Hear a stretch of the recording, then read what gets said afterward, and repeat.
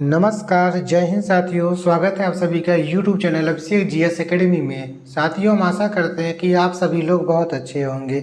आज के वीडियो में हम लोग बात करेंगे वीडियो एग्जाम के विषय में। आज की वीडियो में हम लोग देखेंगे वीडियो के लिए हिंदी के महत्वपूर्ण प्रश्न, जो कि परीक्षा की दृष्टि से बहुत ही महत्वपूर्ण हैं। वीडियो शुरू करने से पहले आप सभी से एक रिक्वेस्ट है कि चैनल पर जो लोग भी नए हों, प्लीज़ चैनल को लाइक, सब्सक्राइब और कमेंट जरूर करें और वीडियो के अंत तक बने रहें। तो चलिए आज का प्रश्न देखते हैं। आज का पहला प्रश्न है, निम्नलिखित विकल्पों में से शुद्ध वर्तनी वाले शब्द का चयन कीजिए। 4 ऑप्शन दिए गए हैं। चारों शब्द में आपका अनुनासिक शब्द लिखा गया है। आपको कमेंट करके बताना है कौन से ऑप्शन में अनुनासिक शब्द शुद्ध वर्तनी के रूप में लिखा गया है। तो यहाँ पे अगर हम लोग ध्यान से देखेंगे तो जो शुद्ध वर्तनी वाले शब्द के रूप में लिखा गया है वह है आपका ऑप्शन डी। ऑप्शन डी में अनुनासिक जो शब्द लिखा गया है वह शुद्ध रूप में लिखा गया है। आइए नेक्स्ट देखते हैं। अन्वेषण शब्द का संधि विच्छेद है। अन्वेषण शब्द का आपको संधि विच्छेद बताना है। ऑप्शन ए है आपका अन्य धन वेषण, ऑप्शन बी अनुधन एषण, ऑप्शन सी अनुधन वेषण, ऑप्शन डी अनधन वेषण। यहाँ पे हमारा ऑप्शन सही होगा, आपका ऑप्शन सही होगा यहाँ पे बी अनुधन एषण। अन्वेषण जो शब्द है यह यड़ संधि का उदाहरण है। अन्वेषण शब्द यड़ संधि का उदाहरण है। आइए नेक्स्ट देखते हैं। यशोदा में प्रयुक्त संधि का नाम है। ऑप्शन ए स्वर संधि, ऑप्शन बी व्यंजन संधि, ऑप्शन सी विसर्ग संधि, ऑप्शन डी इनमें से कोई नहीं। यशोदा जो शब्द है इसमें विसर्ग संधि का उदाहरण है। ऑप्शन सही हुआ यहाँ पे सी विसर्ग संधि। यशोदा शब्द जो है वह विसर्ग संधि का उदाहरण है। यशोदा शब्द का अगर हम लोग संधि विच्छेद देखेंगे तो यशोदा शब्द का संधि विच्छेद होगा यशः धन दा। यशोदा शब्द का संधि विच्छेद होता है यशः धन दा। आइए नेक्स्ट देखते हैं।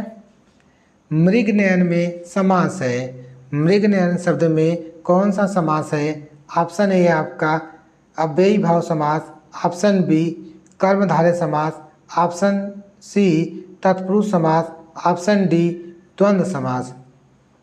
मृगनयन जो शब्द है इसमें आपका कौन सा समास है? इसमें आपका कर्मधारय समास है। यहाँ पे ऑप्शन सही होगा बी कर्मधारय समास। मृगनयन का अर्थ होता है मृग के सदृश नयन। अगर मृगनयन का हम समास विग्रह करेंगे तो इसका अर्थ होगा मृग के समान नयन। मृगनयन शब्द में कर्मधारय समास है। कौन सा समास है? कर्मधारय समास है। आइए नेक्स्ट देखते हैं।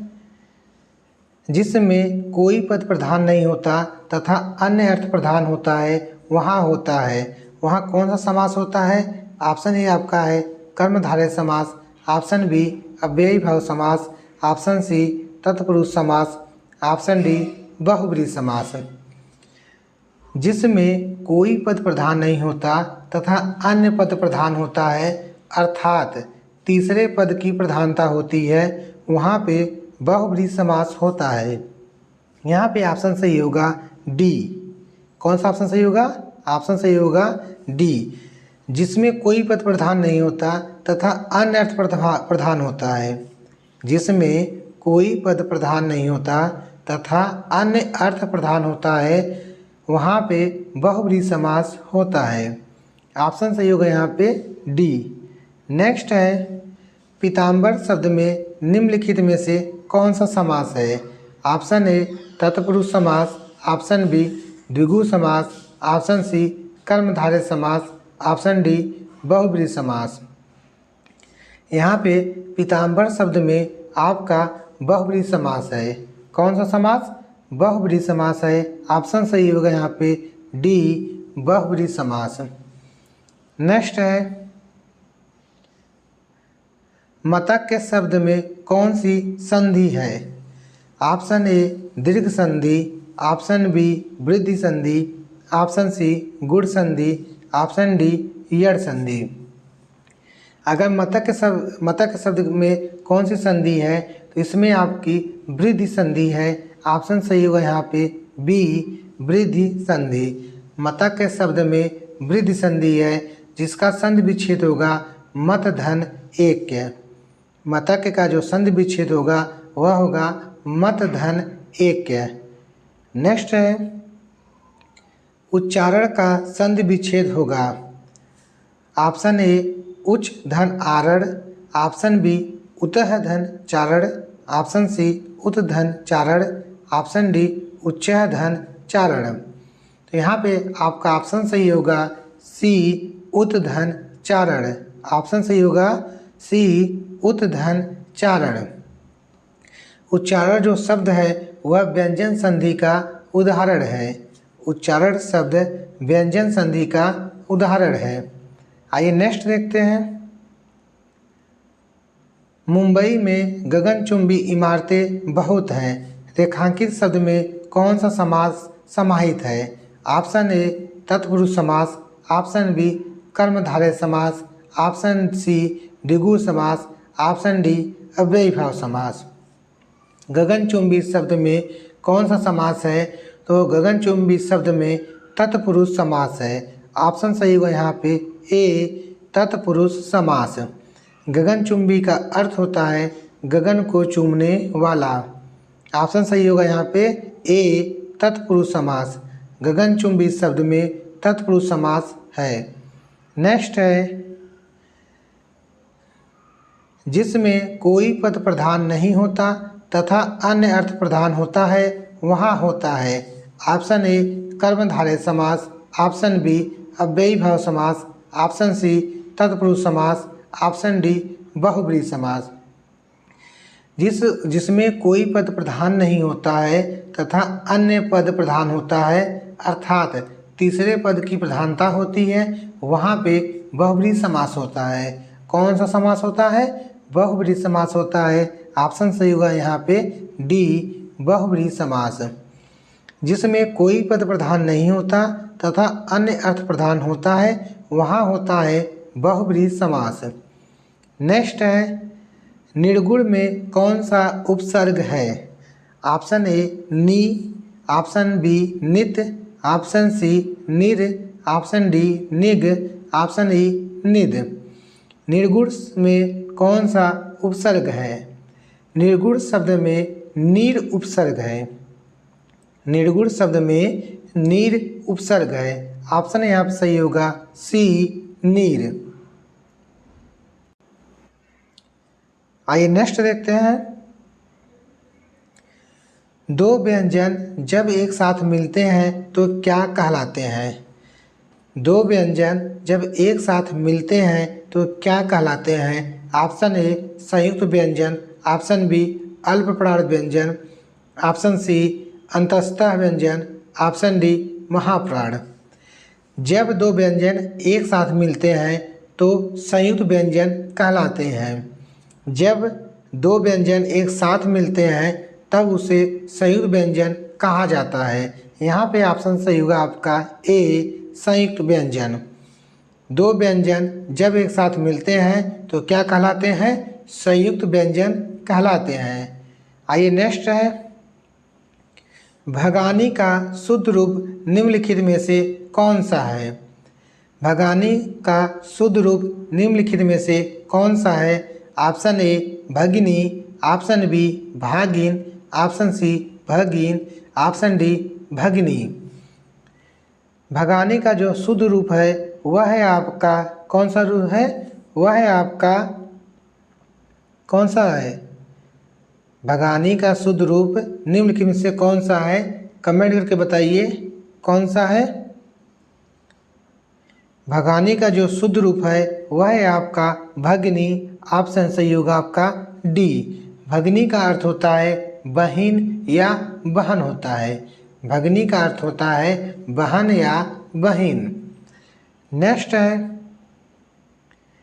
निम्नलिखित शब्दों में से शुद्ध शब्द को पहचानिए। ऑप्शन ए आशीर्वाद, ऑप्शन बी आजीविका, ऑप्शन सी अध्ययन, ऑप्शन डी ऊनी। निम्नलिखित शब्दों में से शुद्ध शब्द को पहचानिए। यहाँ पे आपका ऑप्शन सही होगा बी आजीविका।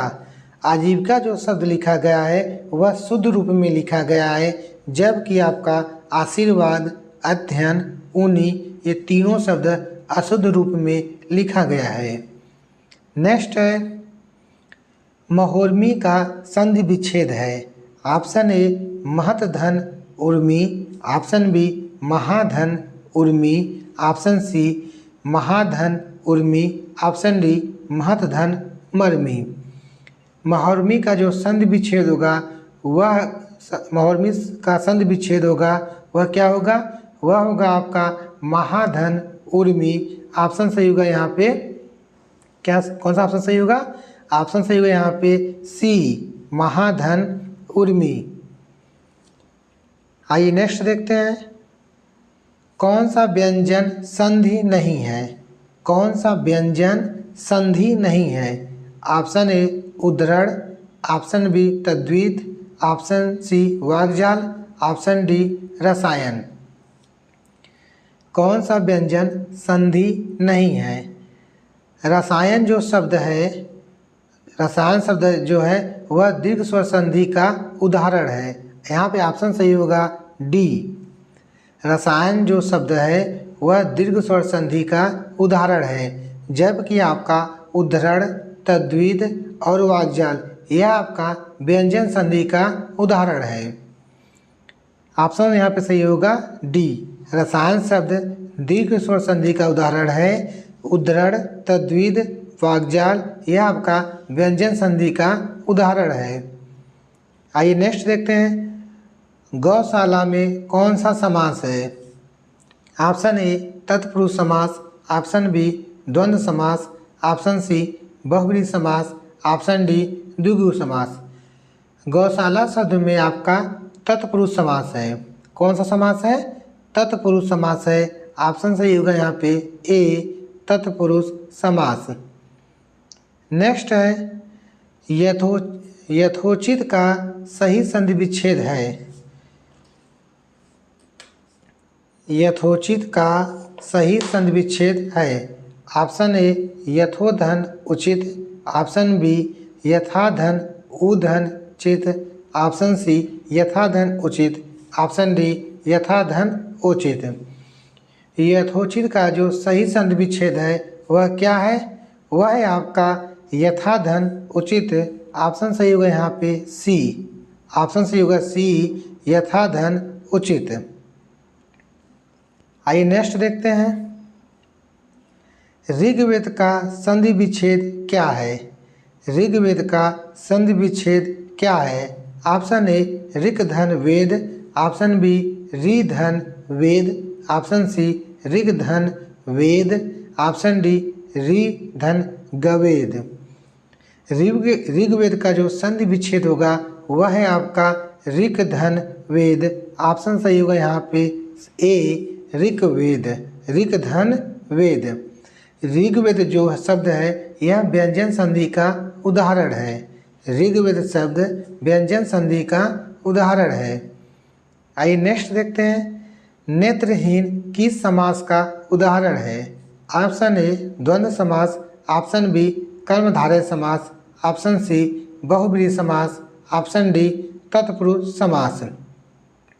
नेत्रहीन जो शब्द है यह आपका तत्पुरुष समास का उदाहरण है। ऑप्शन सही होगा यहाँ पर आपका डी तत्पुरुष समास।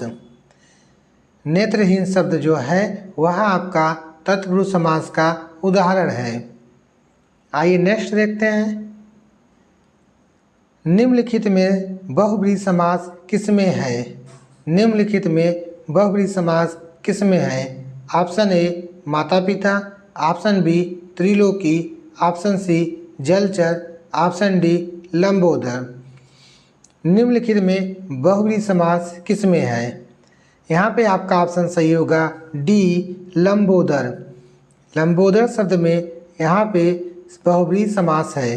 लंबोदर शब्द जो है आपका बहुब्रीहि समास का उदाहरण है।